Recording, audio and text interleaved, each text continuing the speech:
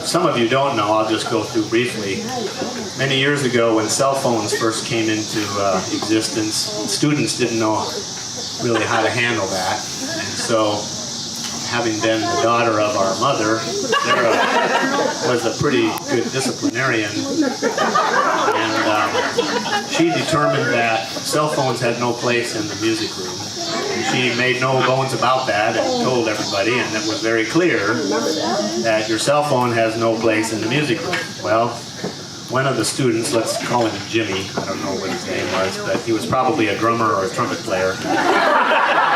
And he had a cell phone, and apparently it rang and went off, and she went up to it and she told him, "I told you, no cell phone." She took it, flipped it over the back of her shoulder, and across the room it landed plunk right in the garbage can. Swish. And that part is true.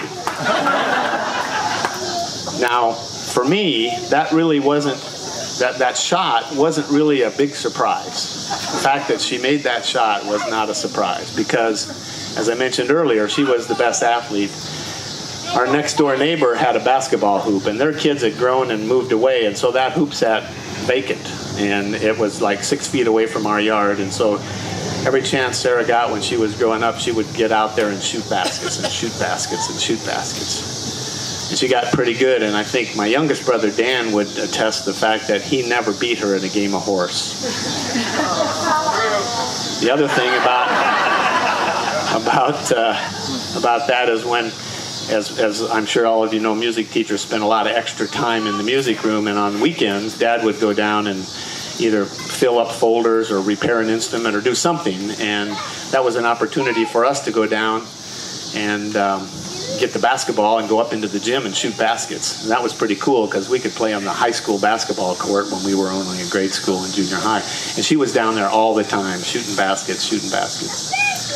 When I was in college in Nebraska, she came out with a visit with Mom and had a tryout with the basketball team. And at that tryout, I think she sank 10 out of 10 free throws under the pressure of a tryout. So she was pretty good at the shot. So to me, the shot wasn't the amazing thing. The thing I was actually the most proud of was that she took the shot.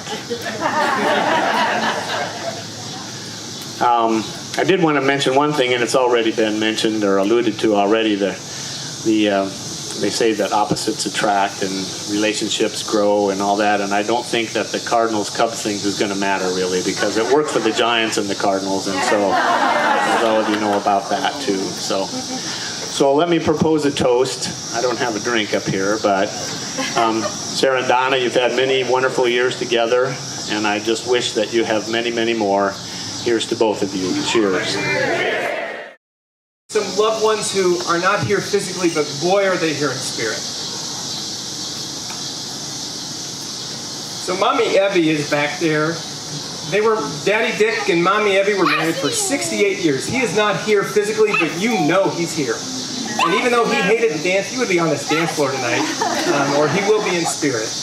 And then also Andy and Shai watched Sarah and Donna evolve as a couple, and they loved you and supported you just like Dick and Ev did.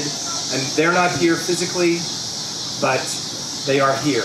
And in fact, I know that at least Dick and Andy are here because as we were preparing to walk into the wedding, Sean, Donna's nephew, turned to me and he said, "Did you know that they didn't cook French fries in France first?" And I said, "No, I didn't know that." He said, "Yeah, they cooked them in Greece."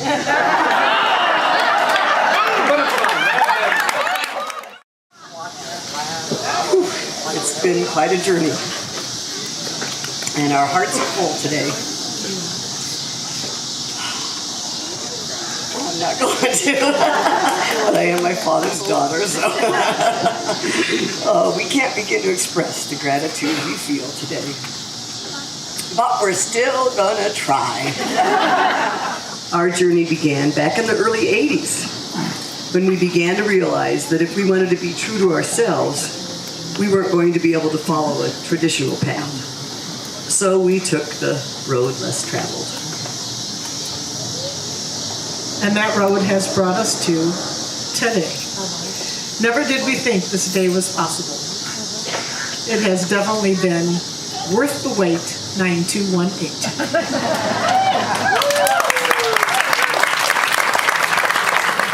And finally, to our families, the source of our love and our constant support. Thank you all for being here with our families. And then we want to say we love each of you, and we are grateful you are with us on our special day. Love wins. Yeah.